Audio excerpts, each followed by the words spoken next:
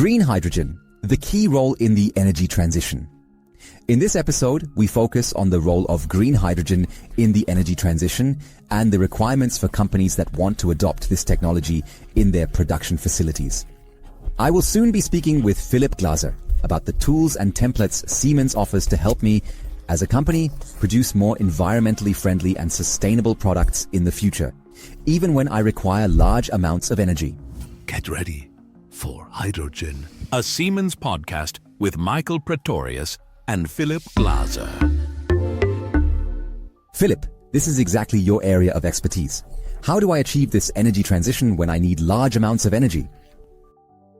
Hydrogen plays an extremely essential role here because with hydrogen, I can indeed simply convert energies from green sources that fluctuate, sometimes being more or less available, into hydrogen. And with hydrogen, I naturally have a very high energy carrier.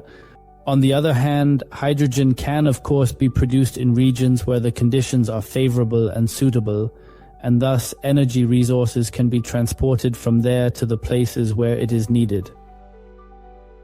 Are there any regulatory requirements that you know of, which I might not be aware of as a newcomer to this topic, but where you can support me from the start? Of course, there are a whole range of things from which every new player can benefit when collaborating with specialists who have been active in process plant engineering for years and decades, such as improved efficiency, cost savings, and enhanced safety measures. These benefits are crucial for optimizing operations and ensuring long-term success in the industry, the plants. This means automation, system, but also the involvement of relevant process engineering knowledge in appropriate installations and operational concepts for process engineering plants. Do we want to address such a requirement directly? So let's take a concrete example, IEC 61511, which is all about safety, meaning functional safety of facilities is a very, very important topic. For example, indeed, a risk analysis for a hydrogen facility should actually such as precede this. This means that one must assess how great the risk is that emanates from such a facility. For example, there is a completely different assessment if this facility were to be located near a shopping center where people are constantly present, as opposed to being situated in a landscape where there is nothing around except a wind turbine. This is referred to as a risk analysis or HAZOP analysis. And based on that, there are corresponding requirements that the facility must meet. And this must of course be implemented accordingly in the systems. For example, certainly in the safety system, in the emergency shutdown system, the facility can be brought to a safe state at any time if it were to enter a critical condition. We can never simply turn off a process plant like a machine. That means I always like to compare it to a car and an airplane. With a car, it's always about braking, whereas with an airplane, braking is a bad idea. And these things must, of course, naturally and certainly be considered in the safety concept of a hydrogen facility.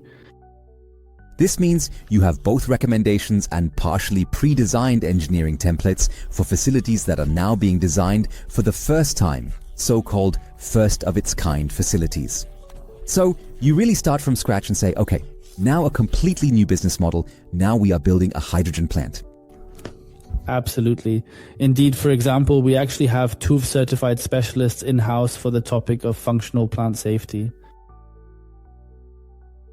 We sat down with them and they really invested a lot of time, engineering time and effort to develop a complete and comprehensive safety concept for hydrogen facilities. This allows us to support the relevant customers, whether they are plant builders or operators, with these detailed blueprints. They can use these blueprints to thoroughly consider and effectively implement safety in their respective facilities and operations, ensuring that all aspects of safety are considered and implemented effectively to guarantee safety and reliability in the long term and for future developments. I will put myself in the role. I now have a process industry that requires an extremely large amount of electricity. Let's say I work in glass production, or I'm involved in concrete or cement production, or in steel production, then I need a very, very large amount of energy. Can you perhaps go through from A to Z what essential infrastructure I need to build in order to convert my energy processes so that I can switch my production to energy with hydrogen in the future? One thing, of course, is that the respective consumer you are talking about, whether it's a steel plant or a glass plant, needs to know how they can effectively replace their current energy source with hydrogen in their actual process in their operations. Of course, in the future, hydrogen will not only be an important energy carrier, but when considering the chemical industry, also a very important raw material, a crucial starting material for many processes. But let's remain focused on the topic at hand for a moment. In any case, the energy carriers in such a facility must somehow be replaced by hydrogen or somehow become green. Then, of course, the question is, how can I naturally change the energy carrier within the production itself? Once I have clarified that, I need to ask, where do I actually get my hydrogen from? That means hydrogen is naturally not easy to transport. For this, I need to compress it very strongly, cool it down, or do similar things, or convert it into ammonia. But also, as we have already seen in various examples, hydrogen can also be used by CO2 from a variety of sources. For example, from a biogas plant where CO2 can originate, it can also be converted into methane and, for instance, fed into the natural gas network. There is a very interesting example, the company Turn2X, which has been very prominent in the media, at least in the business media, in recent months. We work closely with them, and they fully utilize our technologies with the digital twin. This provides, for example, the possibility for their customers who are indeed far away from a potential hydrogen pipeline and have no prospect of being connected to one within a few months or even years, to still potentially make their production green by having hydrogen flow into the facility in the form of green methane on a balance sheet basis. Ideally, however, I can produce the hydrogen directly at my location, having my own electrolyzer on the premises. That means I obtain electricity from wind, solar, and other green energy sources to perform electrolysis myself. However, this also means I need to know when the sun is shining and when the wind is blowing. And you have already included components in the digital twin that make it possible for me to verify with certificates that I have indeed produced the hydrogen at my own site using green energy sources, right? Yes, absolutely. So we are getting back to the direction of our hydrogen performance suite a bit, where you get exactly this transparency about how much electricity you need to purchase.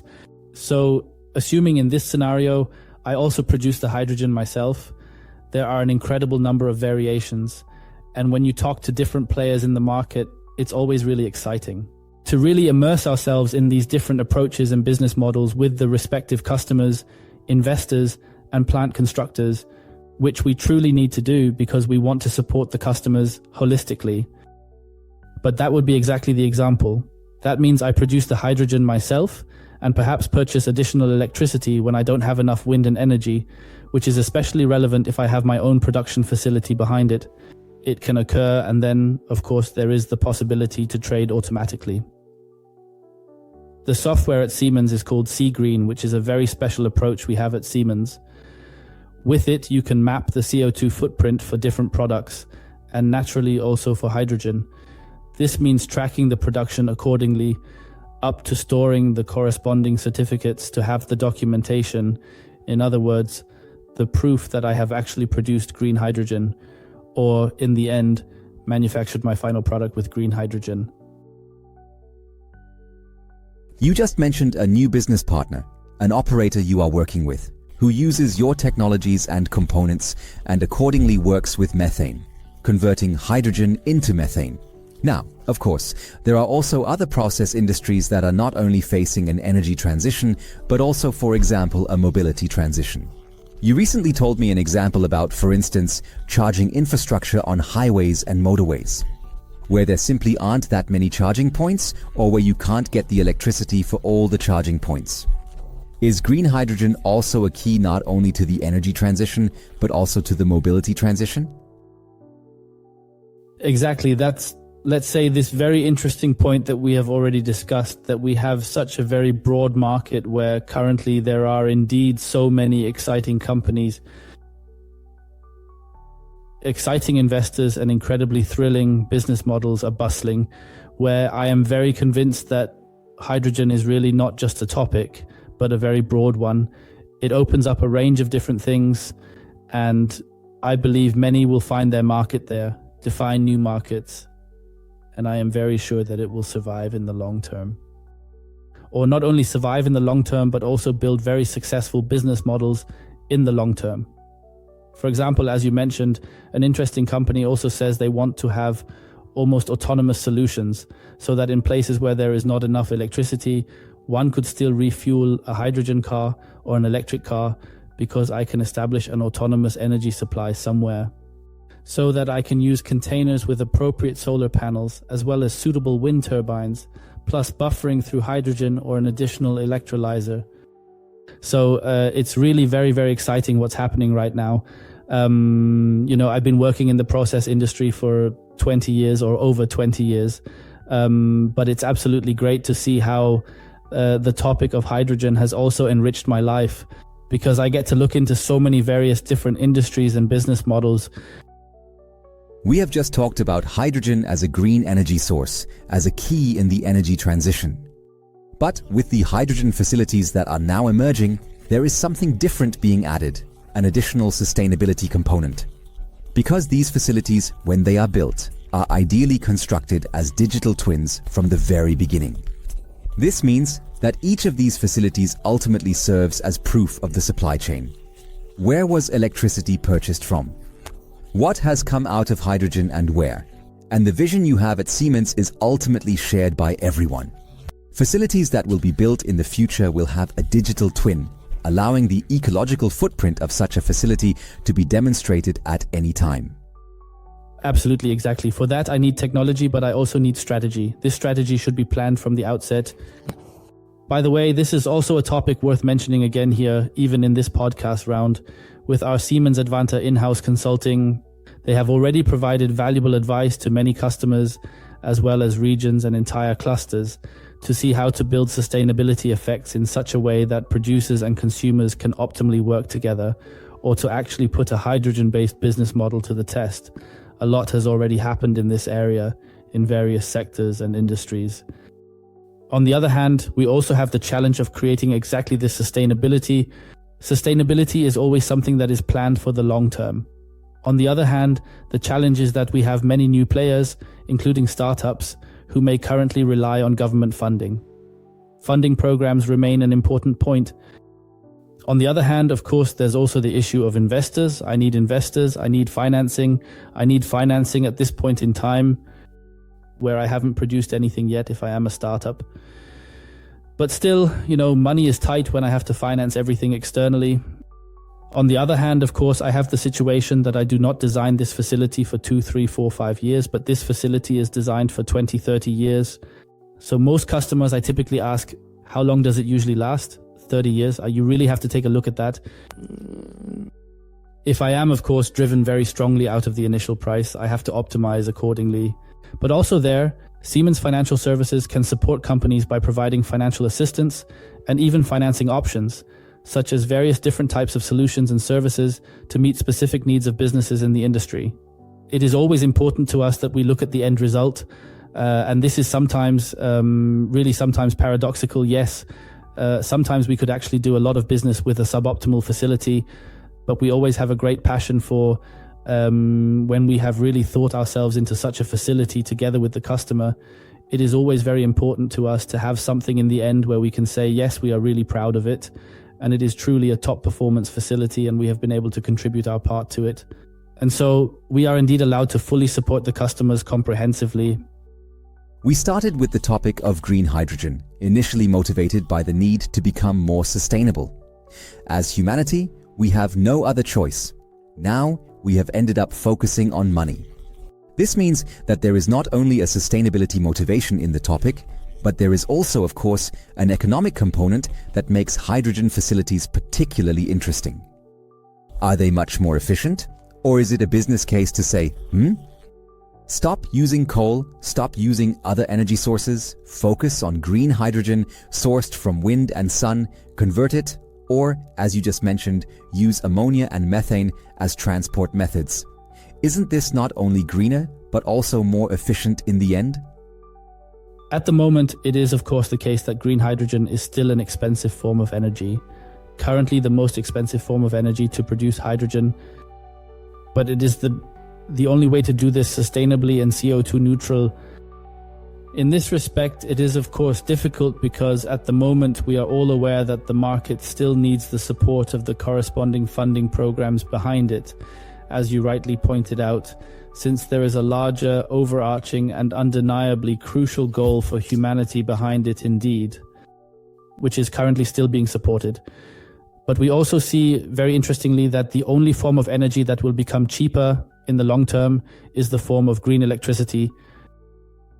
All other forms of energy, say all the specialists, they all agree, all other forms of energy, all the fossil fuels and so on will become more expensive in the long term. So in that sense, in a way, at some point, this significant breakthrough, this critical break-even point will come. And for this break-even point, we of course need exactly these capabilities of hydrogen, which provide us with the opportunity to use these forms of energy widely and at any time. Now you mentioned that customers are committing to a 30-year investment, that it's a story that might take time, currently still a very expensive energy source, but with medium-term or sustainable potential. Will definitely be more cost-effective, and, of course, the right decision to produce sustainably. Nevertheless, you are firmly convinced that now is exactly the right time to build a hydrogen facility and seize the momentum. What is it? Yes, absolutely. You can see that the market is something that is forming at this point in time. We now have this dynamic that is currently developing in this market. We see that the demand for green hydrogen is certainly already very, very high in many countries, so that these countries can achieve their respective self-imposed climate goals. This means the demand is there now. There are already, of course, the corresponding funding programs. And if you want to enter this market, I believe now is indeed the time, and the next 36 months are, I think, the right time. We're talking about something now, you're asking me personally, and I'm telling you my gut feeling. I think this is the time when you somehow have to be involved. But also being able to participate because the technology is there, the tools are there, and even the templates from you, I would say, like drag and drop or copy and paste if you want to build more electrolyzers. This means you have prepared a lot. Absolutely, the technology is there and the relevant players are there. So in that respect, I think now is the right time to be in the market. And to everyone listening now who is just starting out, I want to say, definitely get in touch with us and let's absolutely exchange these thoughts we've been discussing directly and see how we can move forward together in a personal conversation. By the way, this has truly been my great passion for so many years when you simply see who actually has. How can we effectively support someone individually with what we can provide? And then you have a personal conversation with Philip. If you want to go deeper into this topic, subscribe to this podcast and look forward to the next episode. Thank you, Philip. This podcast was done by humans but localized with the help of AI. Thanks for listening.